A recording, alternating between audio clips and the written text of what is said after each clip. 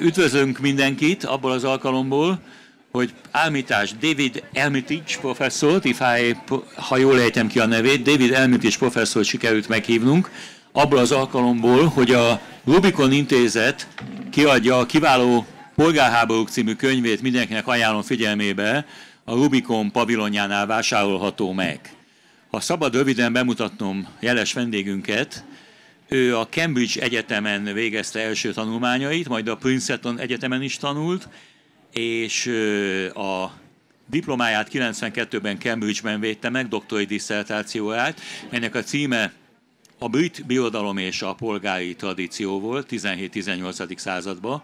Egy évet Cambridge-ben tanított, 11 éven át a Columbia Egyetem történelmi tanszékén, és 2004 óta vendégünk a Harvard Egyetemen dolgozik, professzori címmel, történelem tanszék vezetője és társadalomtudományi fokozatok bizottságának vezetője lett. Nemzetközi és regionális tanulmányok Harvard Akadémiájának kutatója, tanít a Harvard jogi iskolájában is. Valamennyi kontinensen tartott előadásokat, tanulmányutakat tett Ausztráliában, Nagy-Britanniában, Kínában, Franciaországban, Németországban, Dél-Koreában és az Egyesült Államokban. Tiszteletbeli tagja a Cambridge-i St. Catherine's College-nak, a Belfasti Queen's Egyetemnek, a Sydney Egyetemnek. Tagja a Royal Society of Edinburgh-nak, a Royal Historical Society-nek és az Australian Academy of Humanities-nek. Hát ennyit tudtam hirtelen felsorolni különböző címeiről, és nagyon köszönjük, hogy eljött hozzánk. Thank you very much to come and visit us. Sorry for my Hanglish English. The first question is I would like to ask you, in the introduction of your book, megkérdezem, mindjárt fordítom a saját szövegeimet, és elnézést kérek mindenkitől. In the introduction of your book, you have written this. Civil wars has gradually become the most widespread, the most destructive, and the most characteristic form of organized human violence. A polgárháború vált fokozatosan a legelterjedtebbé, a legrombolóbbá és a legjellegzetesebbé a szervezett emberi erőszak fajtái közül. These conflicts are also much more prone to recur than any others, as the most likely legacy of civil wars is further civil war. Tehát ezek a konfliktusok sokkal hajlamosabbak visszatérni, mint mások, és a polgárháború legvalószínűbb következmény egy újabb polgárháború. It seems that civil war, like the poor, may always be with us. Krisztust idézve, a polgárháború, mint a szegények, mindig velünk lesz. Our is not a world at peace, it is a world of civil war. Yet civil war is less studied than interstate war. Azt fogom tőle megkérdezni, hogy meg tudnál mondani nekünk, mi a polgárháborút sokkal kevésbé tanulmányozták, mint az államok közi háborút, hogy miért van ez a zavar a polgárháború kapcsán, hogy miért nem nézzünk szembe a polgárháború kérdésével. The question at last. Could you tell us, please, could you explain us why we remain so confused about civil war and why we refuse to look it in the face? Thank you very much, Peter, for this chance to return to Budapest, a city I have not visited for 35 years until this weekend. It has changed a little since the last time, but history itself has not changed so much in relation to civil war. At least it had not until 100 days ago. 35 éve járt utoljára Budapesten jeles vendégünk. Azóta rengeteg mindenféle változott, de a történeti nem változott, és sokat if I understand. Correct. Yes, thank you. So you asked the question about why we are confused about civil war, why we remain confused about civil war. My argument in the book is that we are confused because we have many different conceptions of civil war that we have inherited from history that we have failed to distinguish from each other. So we have 2,000 years of Roman history. We have nearly 200 years of legal conceptions of civil war. We have half a century of social scientific views of civil war, each of which has different meanings of civil war, and when we use the language of civil war, we do not know which of those languages are speaking us, and therefore what we apply that term to, and with what implications do we use it to, for instance, describe what happened in Iraq or what's happened in Syria. Thank you. If I remember well, you told us. Tehát a polgárháborúknak a koncepciója 2000 éves koncepció, rengeteg változáson ment át, és ahogy változott a történelem, úgy változott a polgárháború jelentése is. Akkor beszélünk róla, különböző tradíciókat elevenítünk föl, a 2000 éves római tradíció óta az újkori átalakulásoktól kezdve, ezért különböző jelentései vannak, és ezért nehéz szembenézni ezzel a fogalommal. Most azt szeretném megkérdezni tőle, hogy a filozófusok miért nevezték ezt már erre a választ szinte megkaptuk. Inkább azt kérdezem meg tőle, hogy miért a rómaiak és miért nem a görögök hozták létre ezt a koncepciót, polgárháború. I would like to ask you, why were the Romans, and not the Greek, who created this idea, civil war? The Romans, I argue in the book, invented civil war. They were the first people to have a legal conception of what it means to be a citizen. The root of the word civil comes from the Latin word for citizen, and they were the first to link that to an idea of warfare. In Rome, that was a paradoxical idea. Citizens were those whom you recognized to be the same as yourself legally and politically, whereas the Roman conception of war was always directed externally towards an outside enemy. And so the Roman conception of civil war was a paradox, a war against those who look like and feel like and share the same characteristics, the same rights, the same duties as yourself. A civil war was therefore the worst kind of war because fought essentially against yourself. Thank you. Szóval, még jól olvastam a könyvet, hogy össze tudom foglalni a véleményt fejből is egy kicsit. Tehát arról van szó, hogy a görögök különböző városállamokban laktak, és nem tekintették a szomszéd görög városállam lakóját polgártársnak. Az ő poliszok közötti háborúik, azokat lehetett külső háborúnak tekinteni. Egy egységes centruma az a római birodalomnak volt, a rómaiak alkották meg az állampolgárság fogalmát. Tehát a rómaiak fedezték föl először azt, hogy az azonos állami egységen belül élő állampolgárok közötti háború az valami szörnyűséges dolog, mert egyszerre tagadja a közösséget, és egyszerre elfogadja a közösséget. Tehát a rómaiak fedezték fel ezt a fogalmat, és ők örökítették ránk ezt a polgárháború fogalmát, azért, mert először ők alkottak olyan jogi koncepciókat egy nagyobb egységes birodalom területén belül. I hope if I was able to explain that. A könyvében azt írja Armitage professzor, hogy a különböző típusú háborúk közötti különbségek elég jelentősek, és a római polgárháborúk voltak azok, amelyek háromféle narratívát generáltak, háromféle elbeszélési módot hoztak létre számunkra, és ez a háromféle narratíva, ezt alkalmazták a következő 1500 év folyamán az európai középkorban és az európai újkorban egészen a 18. századig. És megpróbálom ezt angolul is előadni. You have written, the boundaries between different types of wars remained debatable. The Roman civil wars generated three kinds of narratives. And these kind of narratives would be applied to later sequences of political and military disturbances until well into the 18th century. Could you explain these three kind of narratives? Yes, the three narratives I call first the Republican narrative from Roman history, second the imperial narrative from Roman history, and third the Christian narrative. I'll explain each one of those in capsule in a second. Yes. So az első a republikánus narratívája a polgárháborúknak, a második a imperial, a császári narratívája, a birodalmi narratívája, a harmadik pedig a keresztény szempontból való interpretációja a polgárháborúknak.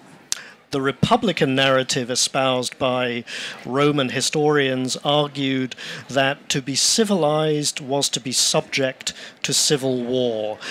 To live in a civilization was necessarily to be subject to internal conflict. So the cost of civilization was repeated and recurring internal conflict or civil war. Tehát a republikánus narratíva szerint aki állampolgár és állampolgár viszonyban él, az szükségszerűen polgárháborúkba bocsátkozik, és polgárháborúkat harcol. Ez az ára az állampolgári létnek, ezek a belső konfliktusok. The second narrative, the imperial narrative, had mostly the same shape but a different ending. The ending of the imperial narrative was there was a solution or a cure to that inevitable slide into civil war, and the cure was monarchy or empire. So it became a justification of the Roman imperial monarchy. Thank you.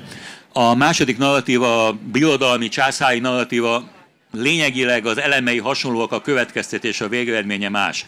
Ez a narratíva azt mondja, hogy nem szükséges eljutni a polgárháborúig. Az igazi gyógyszer a polgárháborúk ellen az, hogyha létrehozunk egy monarchiát, egy császárságot, egy erős központi hatalmat.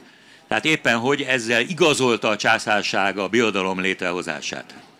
The third narrative, what I call the Christian narrative, was a particular religious version of the Republican narrative, which argued that it was not simply a feature of civilization that led to civil war, but it was a feature of fallen humanity itself. St. Augustine, for instance, in his City of God, argues that sinful human beings will always fall into civil war, and the only solution to civil war was to enter the city of God, to believe that is in God and to be saved from the earthly disease of civil war.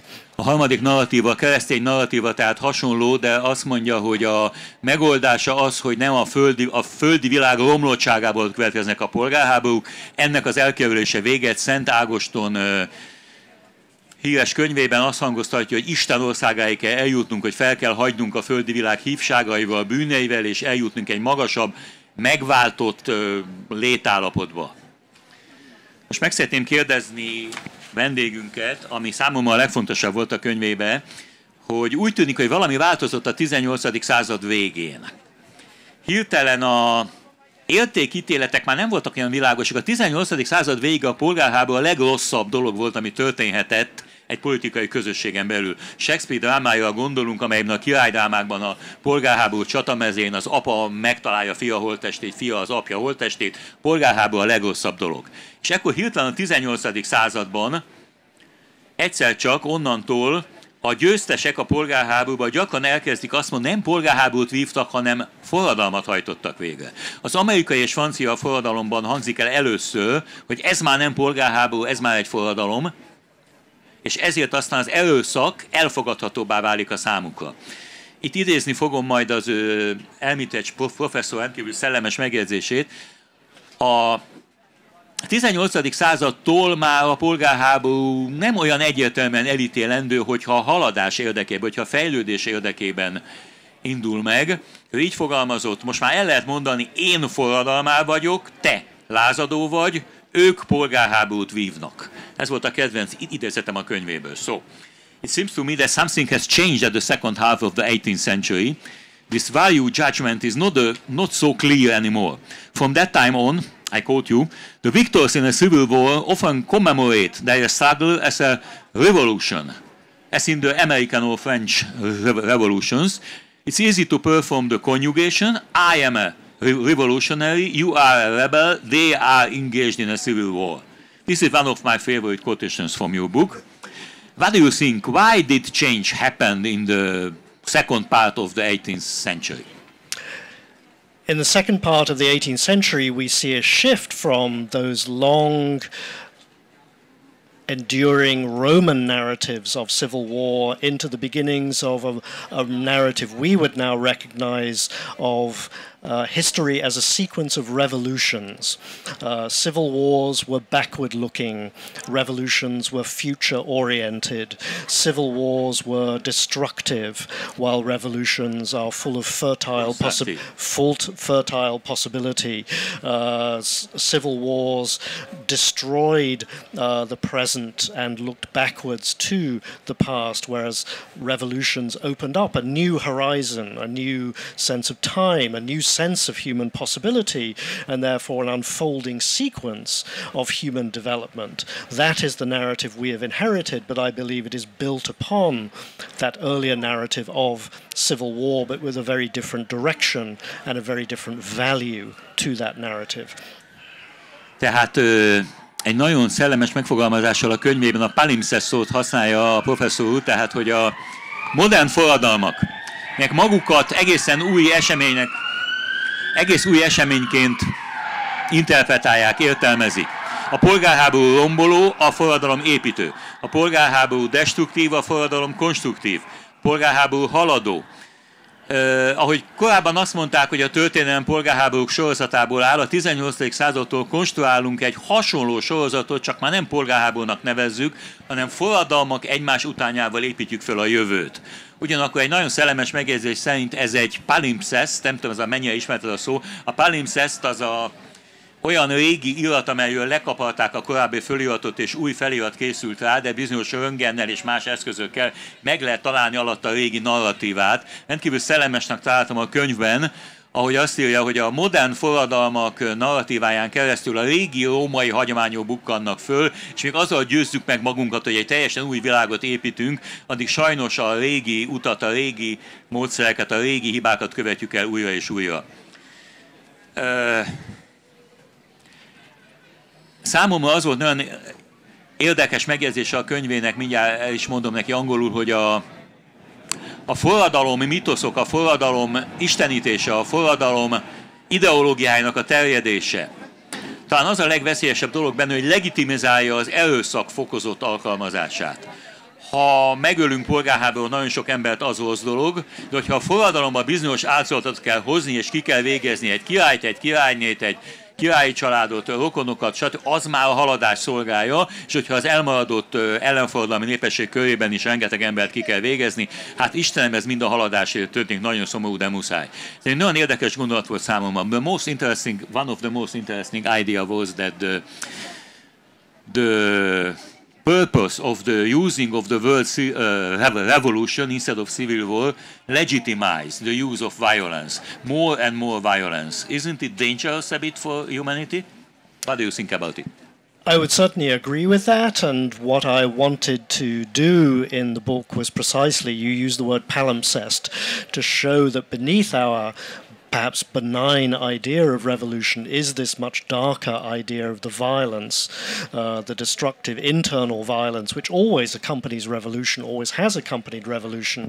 But revolution, to use that term, is in a sense to sanitize that violence on behalf of the victors. So what is called a civil war in the 1770s, for instance, when the rebels succeed in their secession from empire, becomes the American Revolution. After the violence of the French Revolution, that becomes called the French Revolution, to sanitize and in some ways to suppress that violence. So I think we need to demystify revolution to expose the violence that is always at the heart of revolution, the Civil War style violence always at the heart of revolution. Thank you. Nagyon remélem, hogy azért sokan angolul is értik, ha nem is tudok minden mondatot újra és újra fordítani.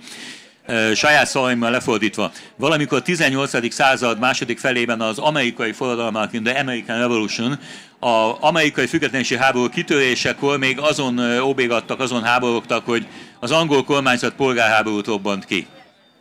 Azonos birodalom állampolgárai között. A következő évben arról beszéltek, hogy ők forradalmat hajtottak végre.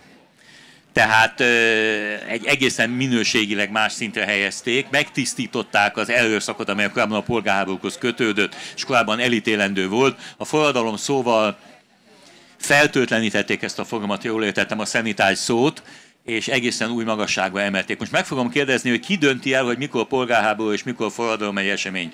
who decide when it is a civil war or when it is a revolution? If you think about ha az amerikai példára gondolunk, az amerikai polgárháború kirobbanásakor a Unióból kilépő déli államok azt mondták, hogy ők forradalmat hajtanak végre. Lincoln Abraham azt mondta a kormány élén, nem, ez lázadás, és ez polgárháború.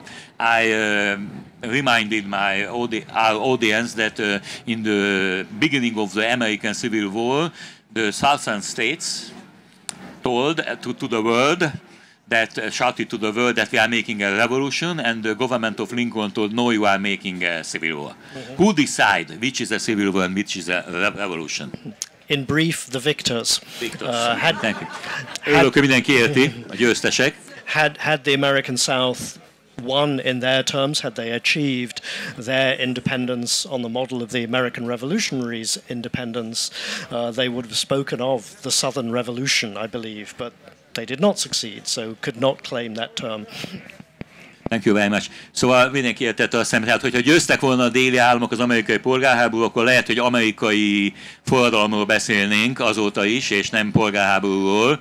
És azt hiszem, hogy volt egy ilyen kiegyezés észak és dél között, hogy sokáig az államok közti háborúként emlegették, hogy se forradalom ne legyen, se polgárháború ne legyen. For a time they used on the south the war among the states, the war between the states, not to use the revolution, not to use the civil war. And sometimes the term is the late unpleasantness. Late unpleasantness, how could I translate it? Az egykori kellemetlenségek, az elmúlt kellemetlenségeink, néha így is nevezték. Do we have any hope? Most meg fogom kérdezni, van-e reményünk, hogy olyan világban is élhetünk, amelyben nincsenek polgárháborúk? You have written in your book, tehát ő azt írta, hogy a polgárháború nem örök, és nem élhetetlen. You have written in your book, civil war is not eternal. Do we have any hope to live sometimes in a world without any civil wars? I think we do. The message is not entirely dark. Think, for instance, of the end of the civil war in Colombia or the end of the civil war in Sri Lanka in recent years. Long-running civil wars, in each case more than a decade, more than 2 decades, in fact, have come to some kind of negotiated end. Not perfect, not entirely peaceful, but without the long-term bloodshed and uncertainty that went with those civil wars. So I think we can have a vision of a world without civil war. What my argument of the book is that human beings invented civil war, and that what we have invented we can ultimately uninvent if we have the will to do so. Thank you, this hope.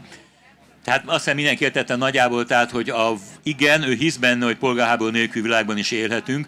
Voltak polgárháborúk Kolumbiában, voltak polgárháborúk Sri Lankában évtizedeken át, amelyeket be tudtak fejezni, le tudtak zárni, nem is tökéletesen, de véget tudtak vetni neki. Ha az emberiség feltalálta a polgárháborúkat, akkor talán el is tudja határolni magát tőle, talán ki is tudja zárni a történelméből ezeket a polgárháborúkat. Mielőtt bárki más megkérdezni, én fogom megkérdezni, hogy mi a véleménye a magyar forradalmakról, tekinthetők-e polgárháborúnak vagy sem. Before any other visitor will ask you, I ask you, what is your opinion about our Hungarian revolutions in 1848 or in 1956? Were there revolutions or civil wars? The aim of my book is not to describe any conflict as a civil war or not. My interest is to ask, were those conflicts called civil wars at the time in 1848 or 1956? By whom were they called civil wars if they were? And what did they mean by using that term at that point in 1848 or 1956, if indeed they did use the term civil war? Or Polgárháborúk, excuse my terrible Hungarian, was that term used in either moment? Tehát az, hogy nem az a célja, hogy leírja ezeket a forradalmakat és minősítse, hanem az, hogy a polgárháború szó használatát, hogy kik, mikor, miért nevezték polgárháborúnak egy fordulat eseményeit, egy történelmi fordulat eseményeit, ezt mutatja be a könyvében. Én azt hiszem, hogy a forradalom olyan dicsőséges fogalom lett legalábbis a baloldal, legalábbis a hazafiak számára, legalábbis a Habsburg birodalom ellenfelei számára, az maga a dicsőséggel vált azonossá a 19. század közepére, és akkor már nem nagyon nevezték polgárháborúnak, tudtam, 1848-49-ben, azok nevezték polgárháborúnak, akik ellenezték. Akik meg akarták őrizni a status quo-t, a régi birodalmat, azok számára természetesen polgárháború volt. És még lesz egy aktuális kérdésem, valószínűleg sokakba fölmerült. I shall have a very actual question about the Russian and Ukrainian war. Can we call it a civil war or not? Nevezhetjük polgárháborúnak, vagy nem az ukrán és orosz konfliktust? Again, I'm going to avoid the question. It's not for me to decide whether something is a civil war, but I'm interested if that term is being used, and my suspicion is that, for instance, on Putin's view that Russia and Ukraine are the older brother and the younger brother, it's quite conceivable that in those terms the conflict would be conceived of as a war within the family, a fratricidal war between brothers. My Russian is even worse than my Hungarian, so I've not been able to find evidence for that, but I would be interested to know from those who speak Russian whether the term civil war is being used now about that conflict. Thank you very much. Mint ahogy értették, tehát arról van szó, hogy Putyin retorikájában, amikor azt hangoztatja, hogy az ukrán nép és az orosz nép testvér, akkor olyan közösséget tételez föl, amely nagyon is a polgárháborús narratívát használja. Tehát egyik oldal ezt használja bizonyos célok érdekében, a másik pedig, and the other side perhaps Ukrainian never use it, they use it the war among the states, és ukrán oldalról pedig ez nem polgárháború, ez államok közti háborúként értelmezhető. Én attól félek, hogy lejárt az időnk, I'm afraid our time is over. If you have any questions, please. A short one, please. Magyarul mondom, jó? I try to translate it if I can. Nincs olyan ország, birodalom, amelyik elszigetelten.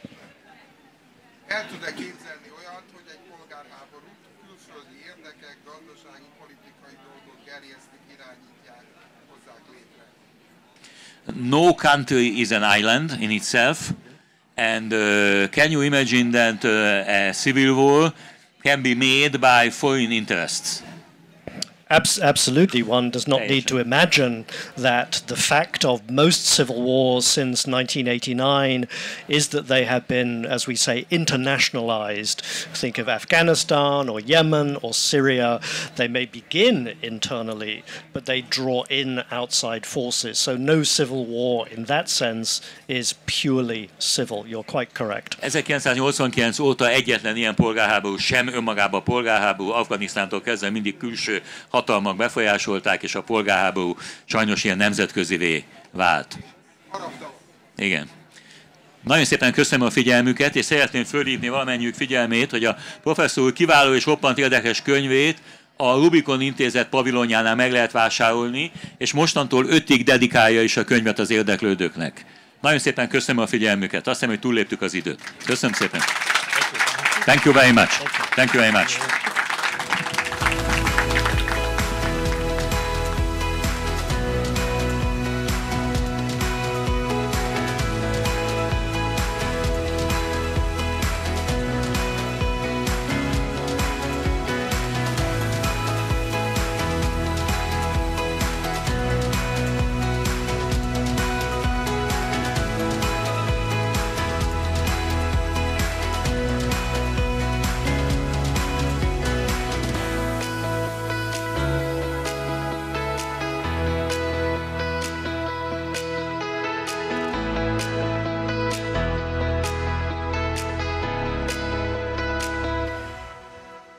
Megvalósult a magyar kormány támogatásával. Tesztelje tudását a Rubikon Próba online történelmi kvízjátékában. rubikon-próba.com. Ha tetszett a videó, akkor hasonló tartalmakért iratkozzon fel csatornánkra.